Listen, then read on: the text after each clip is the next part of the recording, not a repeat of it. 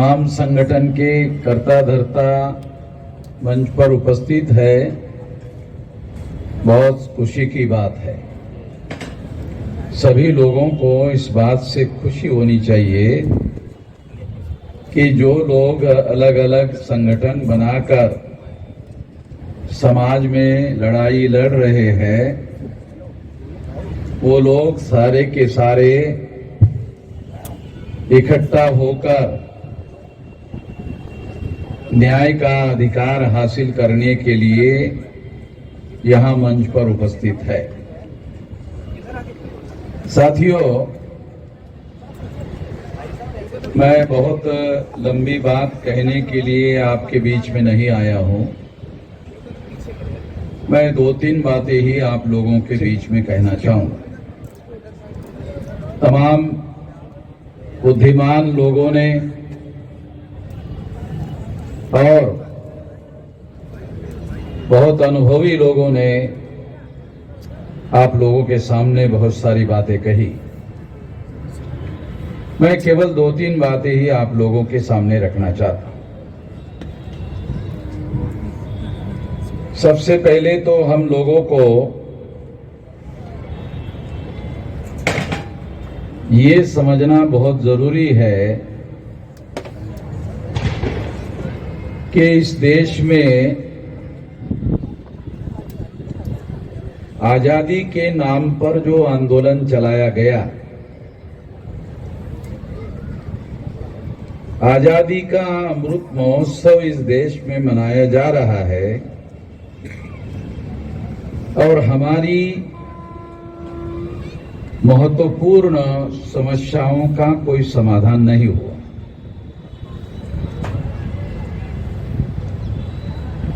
देश को चलाने वाले जो लोग हैं वो अमृत महोत्सव मना रहे हैं, मगर हम लोगों को इसके बारे में सोचना चाहिए, विचार करना चाहिए कि आजादी को हासिल करके 75 साल हो गए, मगर हमारी सामाजिक, आर्थिक, राजनीतिक समस्याओं का कोई समाधान हुआ नहीं।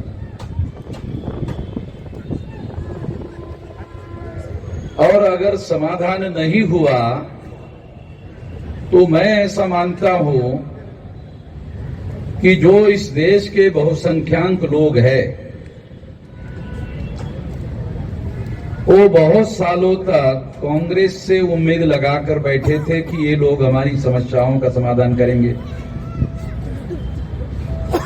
इसीलिए वर्षों से उनको वोट देते रहे। उनसे उनकी उम्मीदें पूरी नहीं हुई तो फिर उन लोगों ने बीजेपी का दामन पकड़ लिया और सेंट्रल में अभी बीजेपी की लगातार 8 साल से सरकार चल रही है और किसी समस्या का हमारा जो बहुसंख्यक समाज है उसका समाधान होता हुआ दिखाई नहीं दे रहा है। अगर होता तो फिर ये न्याय अधिकार सम्मेलन को आयोजित करने की जरूरत नहीं थी। ये न्याय अधिकार सम्मेलन इसलिए आयोजित हुआ या किया गया तमाम संगठनों के लोगों ने क्योंकि ये उम्मीद उन लोगों से भी पूरी नहीं हुई। तो मैं इस संदर्भ में बात आप लोगों को बताना चाहता हूं कि जो लोग सदियों से इस देश में अन्याय करने वाली व्यवस्था को बनाकर चला रहे हैं, उन लोगों के द्वारा बनाए गए संगठन को हमारे लोगों ने साथ सहयोग दिया। शेड्यूल कास्ट के लगभग उस अन्याय करने वाले समाज ने 1703 टुकड़े किए। शेड्यूल कास्ट की 1703 जातियां है देश में, आदिवासियों के 801 टुकड़े हैं। और पिछड़े वर्ग के 3,743 टुकड़े हैं मंडल कमीशन के अनुसार। ये तीनों मिलाकर 6,247 जाति के टुकड़े हैं। उन्हीं लोगों ने किए हजारों सालों से हम लोगों के। जिन लोगों ने हमारे 6,247 टुकड़े किए, उन्हीं लोगों से हम लोगों ने उम्मीदें पाली थी कि ये लोग हमारी समस्याओं का समाधान करेंगे। और इसीलिए हमारे लोगों ने कांग्रेस का साथ दिया, फिर वही लोग बीजेपी का साथ देते रहे। उनसे भी उम्मीद पूरी नहीं हुई। अन्याय करने वाले समाज ने एक पिछड़े वर्ग के आदमी को, एक ओबीसी के आदमी को, नरेंद्र मोदी को प्रधानमंत्री के तौर पर नॉमिनेट किया। मैं नहीं मानता कि नरेंद्र मोदी रियल रिप्रेजेंटेटिव है। ये हमारे समाज का रियल रिप्रेजेंटेटिव नहीं है। ये आरएसएस के ब्राह्मणों के द्वारा नॉमिनेटेड है। तो हमारे बहुत सारे पढ़े लिखे लोगों को, मैं अनपढ़ों को नहीं कह रहा हूं, कि अभी तक नॉमिनेटेड रिप्रेजेंटेशन भी समझ में नहीं आता। पढ़े लिखे लोगों को समझ में नहीं आता नॉमिनेटेड रिप्रेजेंटेशन क्या है। जो लड़ाई बाबा साहब अम्बेडकर ने 1932 में रियल रिप्रेजेंटेशन और नॉमिनेटेड रिप्रेजेंटेशन के बीच में, गांधी जी के बीच में और बाबा साहब अम्बेडकर के बीच में लड़ाई हुई।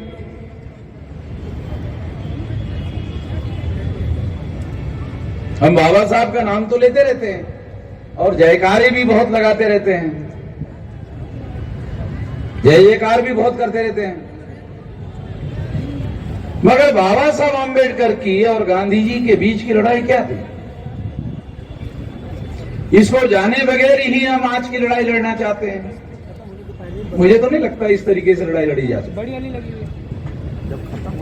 जो कौम इतिहास से सबक नहीं सीखता, वो कौम कभी अपना आंदोलन, स्वाभिमानी आंदोलन नहीं चला सकता, आत्मनिर्भर आंदोलन नहीं चला सकता, अपने बल पर आंदोलन खड़ा नहीं किया जा सकता, अगर इस इतिहास को आप जानते नहीं हैं।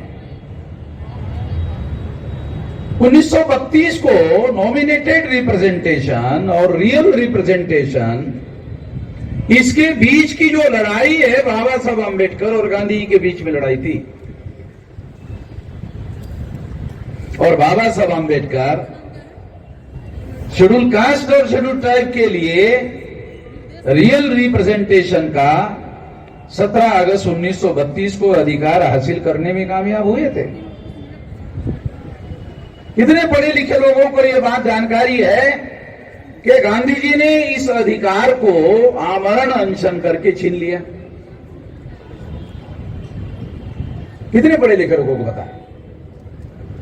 और अगर पता है तो वो पता होना क्या आज के तारीख में जो 131 मेंबर पार्लियामेंट शेड्यूल कास्ट और शेड्यूल ट्राइब के वर्तमान पार्लियामेंट में चुनकर गए हुए हैं, और जिसमें 76 मेंबर पार्लियामेंट शेड्यूल कास्ट और शेड्यूल ट्राइब के, भारतीय जनता पार्टी के 303 मेंबर पार्लियामेंट में शेड्यूल कास्ट और शेड्यूल ट्राइब के लोग शामिल हैं, जो बीजेपी की सरकार बनाने में लगे हुए हैं, उस सरकार को चलाने में लगे हुए हैं,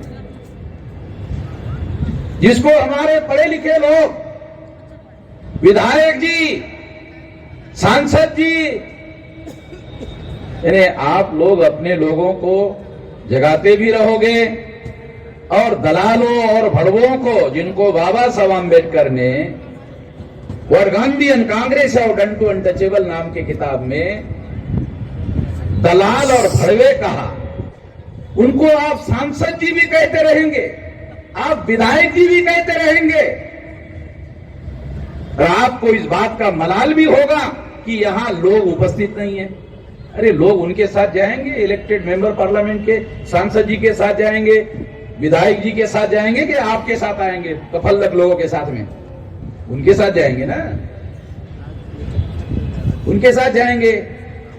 जब तक आप उन दलालों और बड़ुओं के बारे में जिनको बाबा साहब अम्बेडकर ने what Gandhi and Congress have done to untouchable में दलाल और बड़ुआ कहा, आप कह सकते हो? जो बाबा साहब अम्बेडकर ने लिख कर रखा वो कहने की भी आप लोग जरूरत नहीं करते हो, तो लोग जागृत कैसे होंगे? उनसे लोग कटेंगे तो यहां मैदान में आएंगे, उनसे जुड़े रहेंगे, आपके मैदान में कैसे आएंगे? और क्यों आएंगे? सांसद के पास जाएंगे ना, विधायक के पास जाएंगे, आपके पास क्या आएंगे? क्या है? अगर आपने पुलिस चौकी में टेलीफोन किया तो पुलिस चौकी वाला आपकी सुनता नहीं है, उसकी सुनता तो है कम से कम सांसद की और विधायक की, उसके साथ जाएंगे।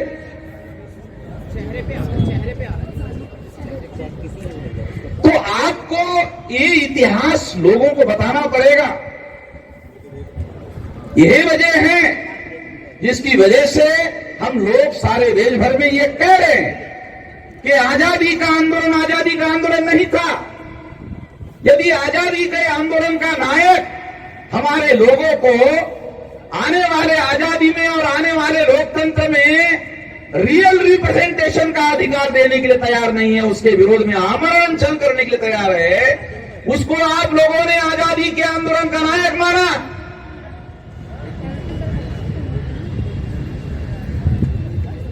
उसको नंगा करना पड़ेगा। वैसे तो वो आधा नंगा ही है, थोड़ी आधी कोशिश करनी पड़ेगी, ज्यादा कोशिश नहीं करनी पड़ेगी। आधी कोशिश करने के लिए भी आप राजी नहीं है। आप अपने लोगों को इसके लिए जागृत नहीं करोगे तो आपके साथ जो उनके साथ लगे हुए हैं, अरे आपके साथ आएंगे कैसे जब तक उनसे आप लोग अलग नहीं करोगे? उनसे उनको अलग करना पड़ेगा तो फिर ये मैदान भरेगा। क्यों नहीं भरेगा?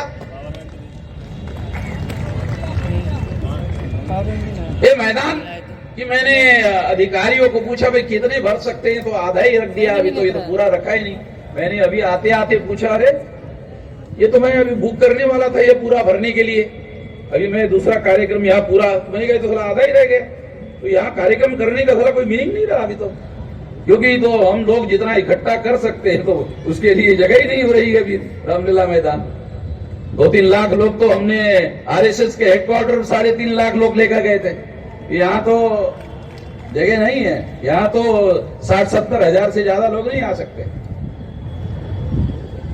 साथियों, मैं आपको ये बताना चाहता हूं कि यदि आजादी का आंदोलन होता तो फिर गांधी जी को हमारे लोगों के मिले हुए अधिकारों के विरोध में आमरण अनशन करने की क्या जरूरत थी?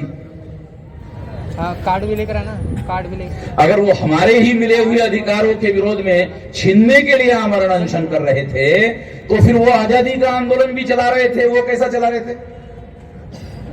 ये सिंपल सवाल हमारे दिमाग में पड़ना चाहिए। इसलिए साथियों, मैं आपको इतिहास को खंगालना पड़ेगा, और बहुत पुराना इतिहास नहीं, आधुनिक भारत में जहां 1848 से लेकर ये आधुनिक भारत में लड़ाई लड़ी गई है, उसका इतिहास तो कम से कम हम लोग ठीक से समझे।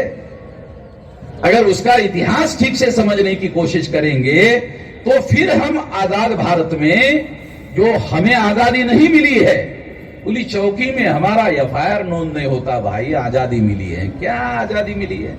हमारे लोगों को आदिवासी इलाके में 500 आदिवासियों को एफआईआर नोंद करने के लिए जाना पड़ता है, जो सुप्रीम कोर्ट कहता है कि ये संवैधानिक अधिकार है। एफआईआर संवैधानिक अधिकार है, वो एक आदमी पुलिस चौकी में जाकर नोंद कर ले तो नोंद होना चाहिए, नहीं होती। काहे की आजादी है? इसको आजादी कहा जा सकता है? इस देश में आपके इलेक्टेड रिप्रेजेंटेटिव है 131 मेंबर पार्लियामेंट, और 1000 से ज्यादा एमएलए है पार्लियामेंट में, उनको कोई बोलने नहीं देता। अरे आपकी छोड़ो, आपके इलेक्टेड रिप्रेजेंटेटिव को पार्लियामेंट में कोई बोलने नहीं देता। जब आपके इलेक्टेड रिप्रेजेंटेटिव को बोलने नहीं देता कोई, और लोकसभा का सभापति ही उनको रोकता है। हीरालाल परमार का नाम सुना? 82 में संसद में जब 82 में रिजर्वेशन विरोधी आंदोलन हुआ था गुजरात में, वो संसद में बोलना चाहता था तो सभापति ने कहा, परमार जी आपकी कांग्रेस पार्टी ने आपका नाम बोलने के लिए नहीं दिया है, आप नहीं बोल सकते। हम बहुत जल्दी भूलने वाले लोग हैं। हमारे पिछवाड़े पे डेली लात पड़ती है, मगर भूलने का हमारा ऐतिहासिक रिकॉर्ड है। हम बहुत जल्दी भूल जाते हैं और फिर नई नई कहानियां हमारे सामने आती रहती है। साथियों, एक तो ये बात हम लोगों को, ये जो 1848 से लेकर 1956 तक का जो आधुनिक भारत का इतिहास है, अगर उसे ही ठीक से समझ लो, बहुत पुराना 2-3 हजार साल का छोड़ो, ये भी अगर इतिहास ठीक से समझ लो और समझकर उसके सबक लेकर अगर आप अपने लोगों को जगाने का काम करो तो लाखों लोग ये मैदान पर इकट्ठा हो सकते हैं। क्यों नहीं हो सकते? तमाम संगठनों के कार्यकर्ता यहां मंच पर इकट्ठा आए हैं, बहुत अच्छी बात है, बहुत खुशी की बात है। मगर ये निश्चित रूप से हम लोगों को दुखी करने की बात है कि यहां 90% कुर्सियां खाली है। निश्चित रूप से हम लोगों को दुखी है। तो जो केंद्र सरकार चलाने वाली बीजेपी और आरएसएस के लोग हैं, क्या मैसेज गया यहां से? बहुत गलत मैसेज गया, बहुत दुखी करने वाला मैसेज गया। उनका हौसला बढ़ता है इस वजह से, हमारे दुश्मनों की हिम्मत बढ़ती है इससे। तो ये हमारी समस्या है और ये समस्या रहेगी। एक तो ये बात मैं आप लोगों को बताना चाहता हूं। दूसरी बात मैं आप लोगों को बताना चाहता हूं, क्योंकि मैं 3 ही बात बोलूंगा। दूसरी बात ये कि हम लोगों को इस देश में परिवर्तन करने के लिए आंदोलन चलाना होगा। अगर परिवर्तन करने के लिए आंदोलन चलाना होगा तो क्या कोई आंदोलन संगठित शक्ति के बगैर आप चला सकते हैं? क्योंकि आपकी इस देश में तो 6247 जाति के टुकड़ों में बांटकर इस देश की जो ब्राह्मणिकल सोशल ऑर्डर बनाई गई है, उस व्यवस्था को बदलने के लिए, उस व्यवस्था का परिवर्तन करने के लिए आपको इस देश में आंदोलन चलाना होगा। वो है आपकी मूल समस्या। और इस समस्या का समाधान करने के लिए आपके पास संगठित शक्ति चाहिए। आपके पास संगठनाएं हैं, संगठित शक्ति नहीं। क्योंकि यहां तो हमारे तमाम जो लीडर है उन लोगों की संगठनाएं तो है, नहीं है ऐसा थोड़ी है,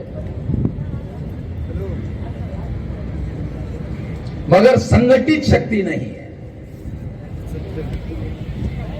जब काशीराम जी ने, क्योंकि काशीराम जी ने पहले महाराष्ट्र में काम शुरू किया था, तो महाराष्ट्र के लोग उनको बोलते थे, आप लोगों को मालूम नहीं है क्योंकि हम लोग उस समय काम करने वाले लोग कार्यकर्ता थे, तो हमें मालूम है। लोग महाराष्ट्र के उनको क्या बोलते थे कि ये रिपब्लिकन पार्टी के जो टुकड़े हैं उसको आप इकट्ठा करो। काशीराम जी ने नहीं माना, वो बोलते थे कि उन टुकड़ों को इकट्ठा करो, लोग बोलते थे। तो उन्होंने, काशीराम जी ने इस बात को नहीं माना। उनका कहना था कि इनको इकट्ठा करने के लिए मैं जितना समय लगाऊंगा, होगा कि नहीं होगा नहीं बोल सकते, क्योंकि बहुत पहले दूसरे लोग भी कोशिश कर चुके हैं। उससे बेहतर तरीका है जनता को जगाकर इकट्ठा करना। मैं आपको हिस्टोरिकल बात बता रहा हूं, सबूत के आधार पर बता रहा हूं। तो उन्होंने दूसरा रास्ता अपनाया। कौन सा? जनता को जगाकर इकट्ठा करने का। आप लोगों ने नेताओं को इकट्ठा करने का काम किया, अच्छा काम किया, वैसे गलत नहीं है ये, अच्छा काम। काशीराम जी ने इसको अच्छा नहीं माना। आप लोगों को थोड़ा हिस्टोरिकल फैक्ट बता रहा हूं, ये रास्ता सही नहीं है, ऐसा काशीराम जी का मानना था। इससे हमारा कुछ होगा नहीं, इससे समाधान नहीं होगा। अभी भी कुछ लोग ये बोल रहे थे, एक लड़की बोल के गई कि अब यहां हमारे संगठनकर्ता नेता लोग इकट्ठा तो हो गए, कल क्या होगा यकीन नहीं है। तो लड़की का यकीन नहीं है, हमारे ऊपर विश्वास नहीं है लड़की का, तो वो मैं उसको गलत नहीं मानता। इस लड़की ने अपनी बात कही, उस लड़की को मैं गलत नहीं मानता। तो इसलिए मैं आपको ये बात कह रहा हूं कि काशीराम जी ने महाराष्ट्र के लोगों की बात को नहीं माना और उन्होंने जनता को जगाकर इकट्ठा करने का काम किया, उसमें उनको सफलता मिली। काशीराम जी को उसमें सफलता मिली। अगर काशीराम जी को सफलता मिली तो मुझे लगता है कि ये सफलता हासिल करने वाला रास्ता है, इसको दूसरे लोग भी अपनाकर सफल हो सकते हैं। एक तो ये बात मैं आप लोगों को बताना चाहता हूं, लंबी बात किए बगैर। तीसरी बात, ये तीसरी कहकर समाप्त करना चाहता हूं।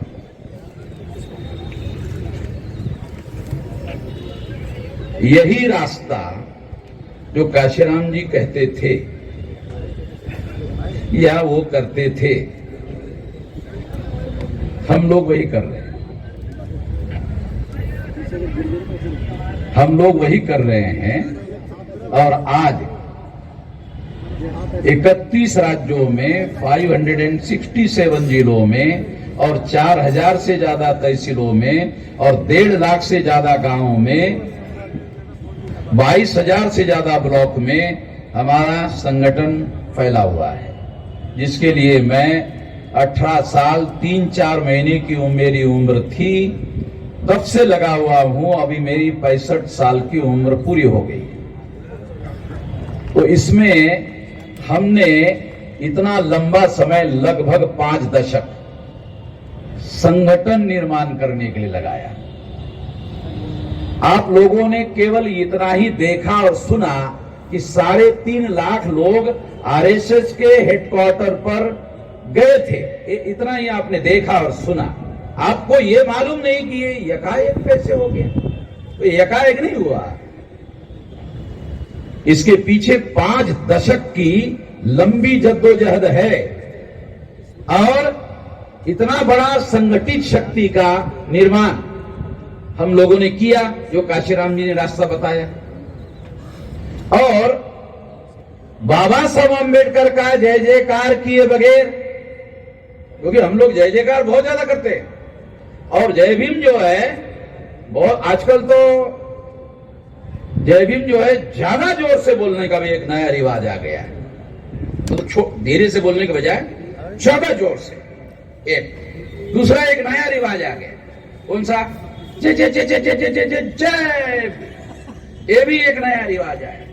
मैं दोनों में से कोई भी नहीं करता, दोनों में से एक भी काम नहीं करता। मैं यहाँ ऐलानिया बोल रहा हूँ, ये बोलने के लिए थोड़ा सुनने वाले लोगों को अच्छा नहीं लगता, मगर फिर भी मैं यही जोखिम और खतरा लेकर बोलते रहता हूँ। क्यों? क्योंकि मैं एक कैडर बेस ऑर्गेनाइजेशन बनाता हूँ, चलाता हूँ, और हमारे समाज को अगर आप बदलने का काम करना चाहते हो तो केवल मात्र एक विकल्प है कि आपको अपने समाज को संगठित करने के लिए कैडर बेस ऑर्गेनाइजेशन बनाना पड़ेगा। अब आरएसएस के विरोध में बोलते रहते हो, भाषण देते रहते हो, उनको कोई फर्क नहीं पड़ता। क्यों? कैडर बेस ऑर्गेनाइजेशन है, कम्युनिस्टों का कैडर बेस ऑर्गेनाइजेशन है, तो आरएसएस पर कोई असर नहीं पड़ता। आरएसएस को असर पड़ता है जब आपका कोई राष्ट्रीय स्तर का कैडर बेस ऑर्गेनाइजेशन हो और हर जिले में एससी एसटी ओबीसी के लोग, कोई वैचारिक सवाल होता है तो जिले में ही जवाब देने का काम करे, तहसील में ही जवाब देने का काम करे। यहां रामलीला मैदान में आकर जवाब देने के बजाय वही तहसील में और जिले में ही जवाब देने का काम करे, तब तो आप लोगों को बचाने का काम कर सकते हो, तब तो आप संविधान को बचाने का काम कर सकते हो। एक बहुजन समाज पार्टी का एमएलए आगरा का बहुजन समाज पार्टी छोड़कर बीजेपी गया, क्या उसने आकर बताया कि वहां चर्चा चलती है ये वामसेप के लोग अगर नहीं होते तो अभी तक तो हमने संविधान बदल दिया होता। तो एमएलए वहाँ आगरा का बीएसपी छोड़कर गया, बीजेपी वहाँ मीटिंग में चर्चा होती है तो उसने आकर बताया, तो हमारे लोग उसके पास चंदा मांगने के लिए गए थे, तो है नहीं आपको चंदा नहीं देंगे। जब वहां संविधान बदलने की बात के रेफरेंस में वामसेप का नाम आया और कहा कि वामसेप नहीं होता ना तो अब तक तो बदल दिया होता, वो वापस आकर टेलीफोन किया हमारे लोगों को कि जरा आ जाओ, क्यों वो चंदा लेके जाओ। चंदा मांगने के लिए गए तो दिए नहीं। जब उसने अंदर जाके बीजेपी वालों से सुना तब जाकर हमारे आदमी की अकल जो है कि कौन लड़ रहा है, मैं आपको बताना चाहता हूं, समझाना चाहता हूं कि हमारे समाज की लड़ाई अगर आप वास्तव में लड़ना चाहते हो और बदलना चाहते हो और यहां आकर केवल भाषण नहीं करना चाहते हो, यहां बहुत जोर जोर से अगर मान लो आप भाषण कर लोगे और ये समझ लोगे कि इससे आपका दुश्मन डर जाएगा, आपका दुश्मन पर प्रभाव पड़ेगा, इससे कुछ नहीं होने वाला। बहुत ज्यादा ताकत और बहुत ज्यादा शक्तिशाली लोग हैं और कांग्रेस वाले बीजेपी के विरोध में, बीजेपी वाले कांग्रेस के विरोध में ये बोलते रहेंगे मगर संसद में गले भी मिलते रहेंगे, संसद में गले भी मिलते रहेंगे। राहुल गांधी को आपने, नरेंद्र मोदी को संसद में गले मिलते हुए देखा होगा, नहीं देखा होगा तो अभी भी यूट्यूब पर अवेलेबल है, देख लेना थोड़ा सा घूम घाम करके। तो मैं आपको ये बताना चाहता हूं कि आपको अपने समाज को परिवर्तन की दिशा में अगर लेके जाना है और व्यवस्था सारे देश भर में फैली हुई है गैर बराबरी की, अन्याय करने वाली गैर बराबरी की व्यवस्था फैली हुई है, तो आपके पास राष्ट्रव्यापी संगठन चाहिए और उस संगठन की संगठन शक्ति चाहिए। उसके आधार पर आप बदलाव का, उसके आधार पर आप परिवर्तन का काम कर सकते हो। यहाँ भाषण करके बदलाव हो जाएगा, मुझे नहीं लगता कि ऐसा हो सकता है। मुझे इस पर यकीन नहीं है, मुझे इस पर विश्वास नहीं है। भाषण करना गलत है ये नहीं कह रहा हूं, भाषण करना गलत है ये नहीं कह रहा हूं, तो आप लोगों का मिसअंडरस्टैंडिंग हो जाएगा कि भाषण करना ही गलत। नहीं, मैं ये नहीं कह रहा हूं, मैं कह रहा हूं संगठन शक्ति के बगैर भाषण करना, इसका कोई रिजल्ट नहीं मिलेगा।